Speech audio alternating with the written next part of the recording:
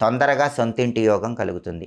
భూములు కొనుక్కోవాలన్నా, ఇళ్ళు కొనుక్కోవాలన్నా, పొలాలు కొనుక్కోవాలన్నా, అపార్ట్మెంట్లు కొనుక్కోవాలన్నా మంగళవారం పూట రకరకాల పుష్పాలు నీళ్ళలో కలిపి ఆ పుష్ప జలాలతో శివాభిషేకం చేయండి. కుజుడి అనుగ్రహం కలుగుతుంది, తొందరగా గృహయోగం సిద్ధిస్తుంది.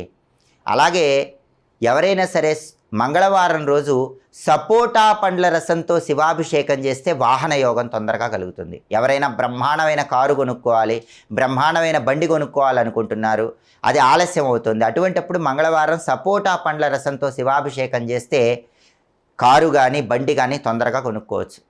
శత్రు బాధలు ఎక్కువగా ఉన్న వాళ్ళు ఎవరైనా సరే మంగళవారం పూట ఖర్జూర పండ్ల రసంతో శివాభిషేకం చేస్తే ఆ శత్రు బాధల నుంచి తొందరగా బయటపడవచ్చు. అదేవిధంగా బుధవారం పూట శివాభిషేకం చేసేటప్పుడు గరిక పోచలు కలిపిన నీళ్లతో శివాభిషేకం చేయండి. దానివల్ల మీరు పోగొట్టుకున్నటువంటి ధనం